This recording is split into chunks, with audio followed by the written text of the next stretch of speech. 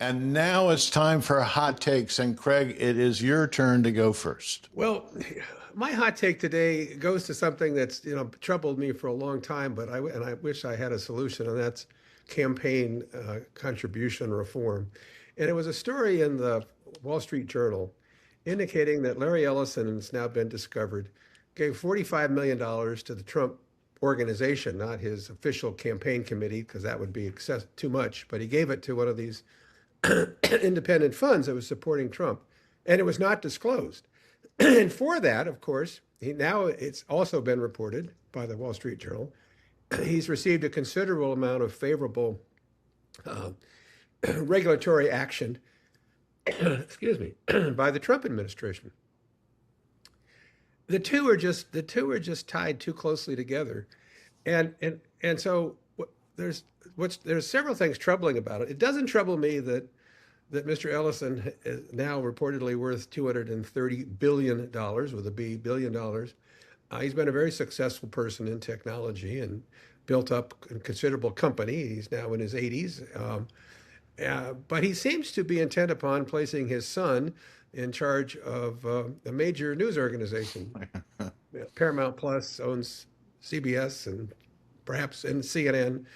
And and that becomes something slightly different. And that requires a lot more government um, oversight and review, which I just don't think it's getting, nor does the Wall Street Journal apparently.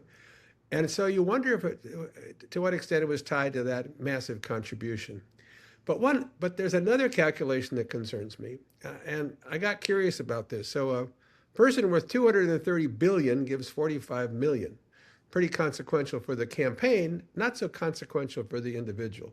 When you consider if your net worth today is $1 million dollars and you were to give a comparable contribution, that contribution would approach the amount of money you would spend on 1 year subscription to Paramount Plus, roughly $180, $190.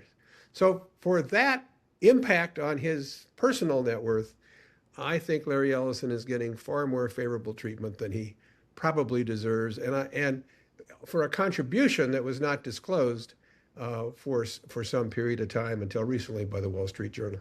Al, what's your take?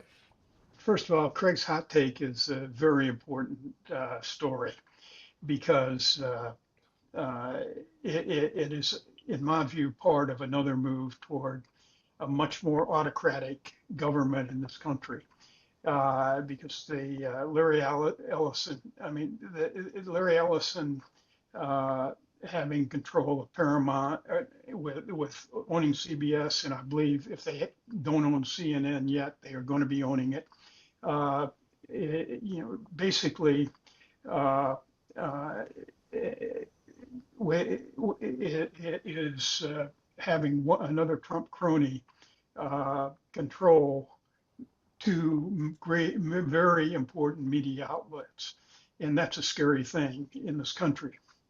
My hot take is a story uh, that isn't political, I believe, today, but it happened yesterday.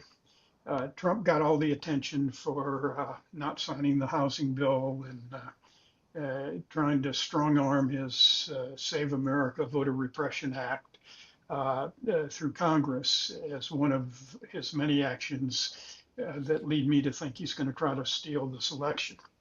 But there was another one that was important. The Postmaster General, a person who, let me see, I can find his name.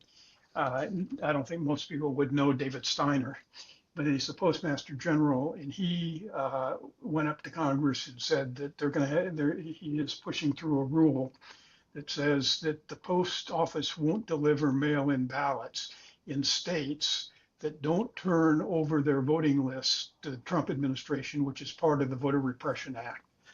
Uh, it just seems to me, as I've laid out in detail in our main broadcast this morning, that there are just too many things happening that indicate that Trump will go to any extreme to avoid having the Republicans lose this election, except trying to help them win voters.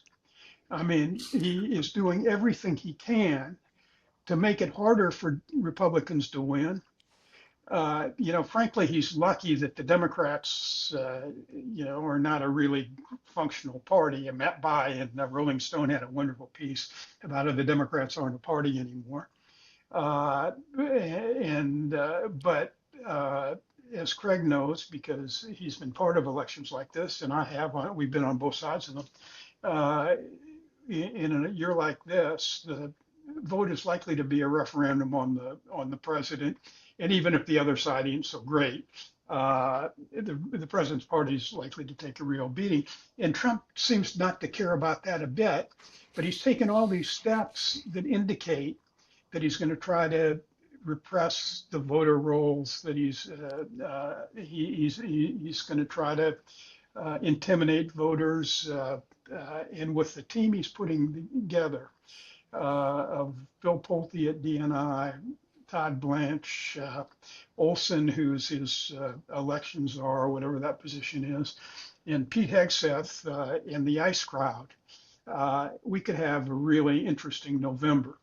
Craig has made the point, and I agree with him, that hopefully the vote will be big enough, like in Hungary, where Trump's idol lost. But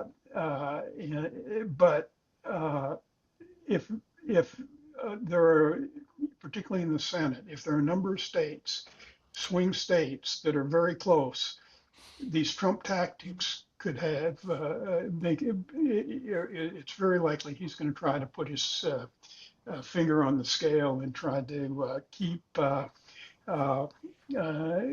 control of the Congress by ways that are other than winning elections. Well, thanks, guys. We'll see you next week.